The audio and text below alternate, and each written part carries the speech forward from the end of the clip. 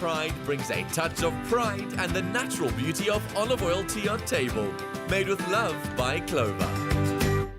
Welcome back to Afternoon Express. We are live on SABC3. Get your mouths ready to water because it's a Thursday and that calls for a quick fix, no fuss kind of dinner. And we have a great go-to recipe just for you at home. A tasty roast veg drizzled with olive pride blend of seed oil and extra virgin olive oil and served with pesto and bow tie pasta. Perfecto. The oven does literally all the work for you while you sit back and relax. And speaking of, if you want this recipe, then make sure you SMS the keyword Clover to 33650 today. It will cost you R1.50 and those free SMSs don't apply. It is literally no fuss. It is. It's super easy. So what we've done is we've chopped the veggies, but nowadays, you can go to a store, buy them pre-cut already. What do you do with it? You should roast it, okay? Let's talk about what we've got. We've got some red onion. Let's go. You know your veggies. Red onion. Now I always get confused. Is that butternut or pumpkin? I don't blame you for not knowing. I mean, it's pumpkin though. Pumpkin. It's pumpkin.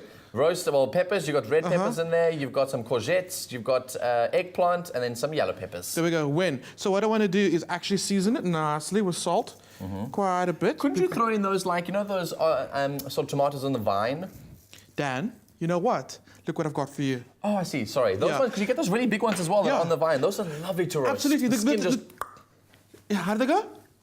I love it. Perfect. The truth is you can absolutely roast any vegetable as long as you just treat it right by seasoning it really well, coating it in a nice amount of oil, and we're using our olive pride today. And the reason why you coat it in olive oil and specifically olive pride is because of the fact that obviously in the oven it's all going to dry out. So using the oil helps keep it nice and moist, keeps all those flavors inside. And it helps the vegetables actually caramelize. The sugar's in there, and if you don't have the oil on there, it's not going to develop properly. It's going to go bitter, which you don't want. Yes. It's a bit of science there, okay? But Bitter this is never better. Bitter's never better. Okay. So just go talk about that. Veggies going in. It's got the oil on there, and it's got the salt, a little bit of garlic. You can chop that up. I like roasting it all whole, then smooshing it at the end. Nice. That's going in.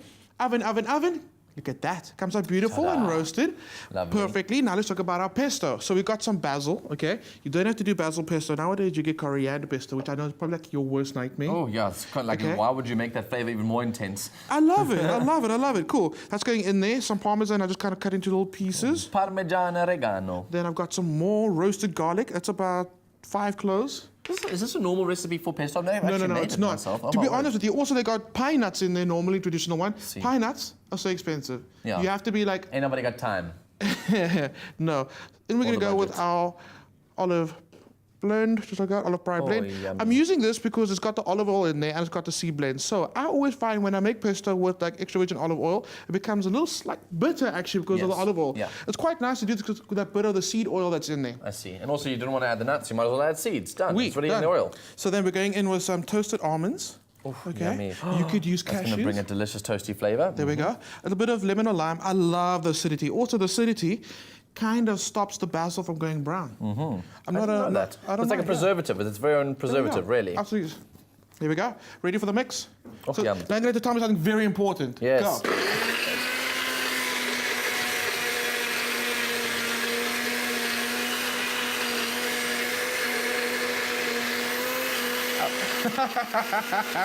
No, man, you messed it up now. Why'd you laugh halfway through? I had to because it was too funny. I love how you do that. I had you for a second. Okay, cool. So what we got in here, you're so good at that, All right.